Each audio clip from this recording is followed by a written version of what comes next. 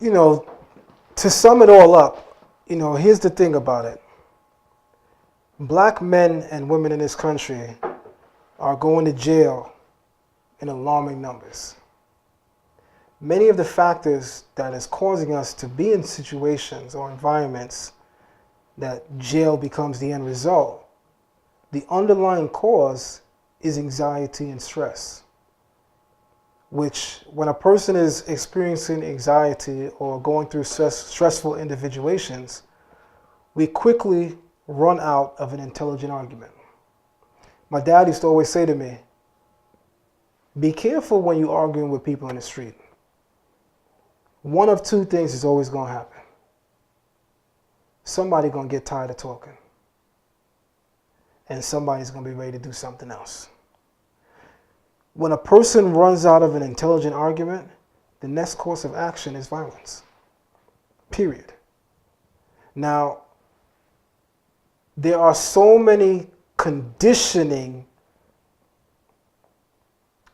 Let me rephrase that. There are so many conditions in place. There are so many things in place that aid or contribute to black men and women being forced into situations that produce jail, that is almost beyond our hands.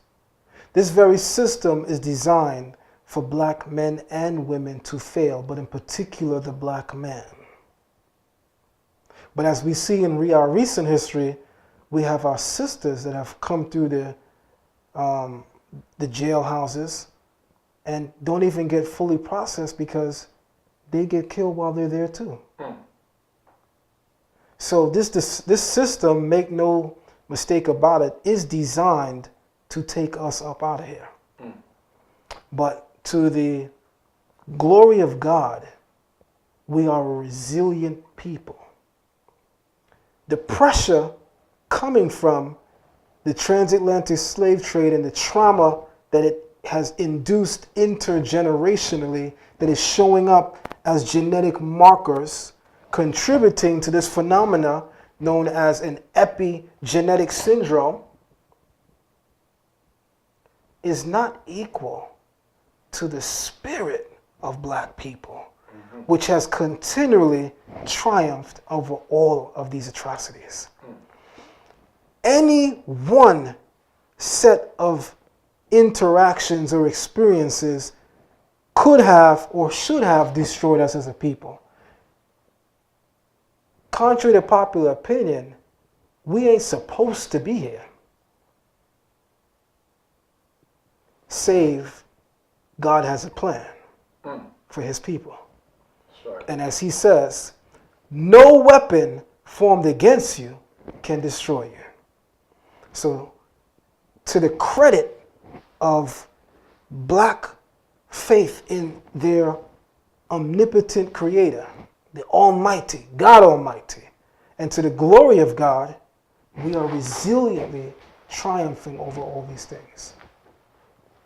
And what's sad is that people like Rachel Yehuda will go and look at Holocaust survivors and will go so far as to say, well, we can see the genetic markers that are showing up on their DNA that shows intergenerational trauma. And we can also see that there are low cortisol levels in the biochemistry of the body. And cortisol is a hormone that regulates or brings normalcy to reinstate a state of peace when a person has experienced extreme trauma. To people who have survived trauma, 9 out of 10 of them have very low levels of this hormone called cortisol.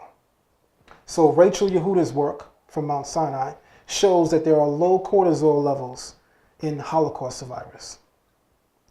But she's never looked at African Americans. But to the glory of God, let's look at this.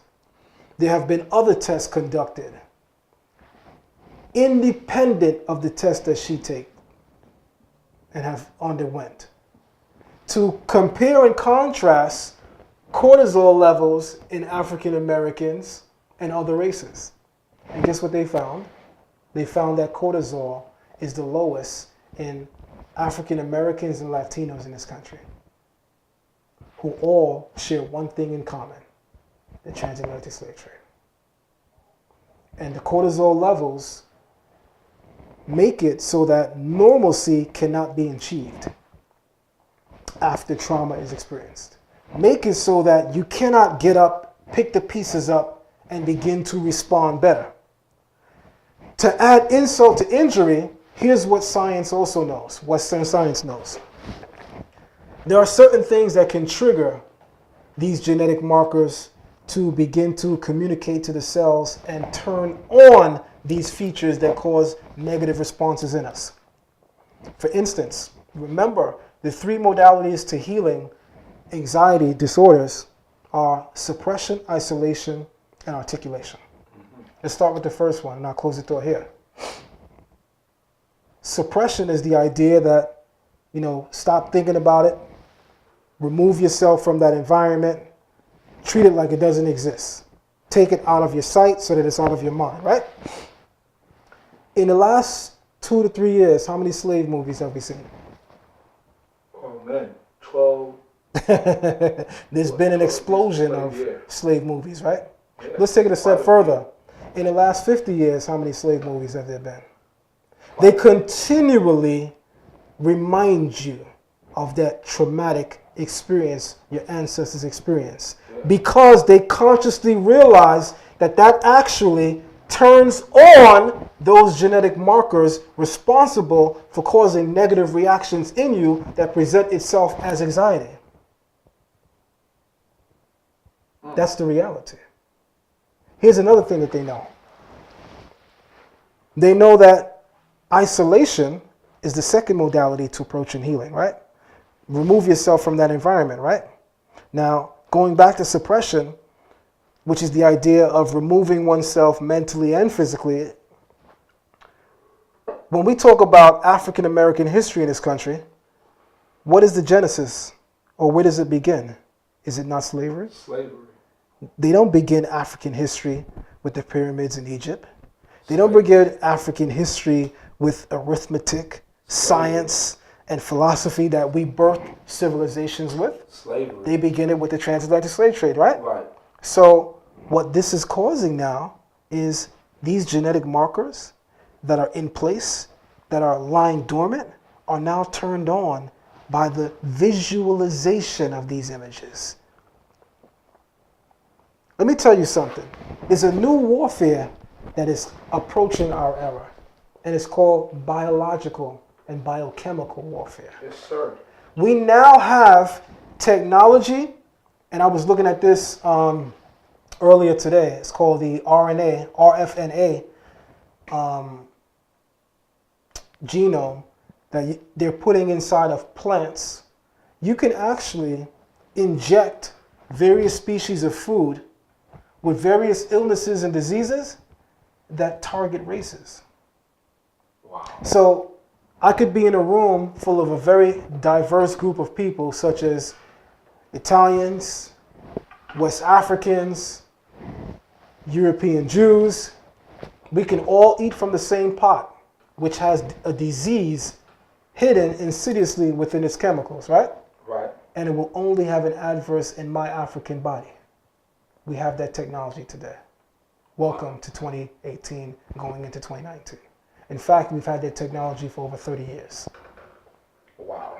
Also, they tell us, and this is the last modality of approaching healing, they tell us that articulation, just being able to speak about what we go through, will bring healing, right? But whenever African people of the transatlantic slave trade, that diaspora wants to vent and speak about those atrocities, what do they tell us? Shut up.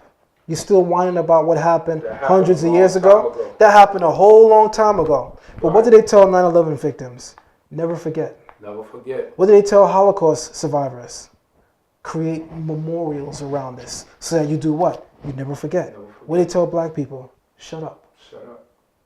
The 3 modalities that help us to approach healing are all consciously blocked. They don't allow for suppression because they continually make sure that this is going to be the highlight of all of the cinematic images that you're watching on television and in the big screen movies. Isolation is impossible because there are instances in this country of police behaving like the very same taskmasters that were over us. Right. Those who were whipping us. Right. Right? So they don't allow for isolation. And they definitely don't allow for articulation because they tell us, shut up. That happened years ago. Get over it. Right. Thank you. And I'll end that thought there. Thank you, my brother.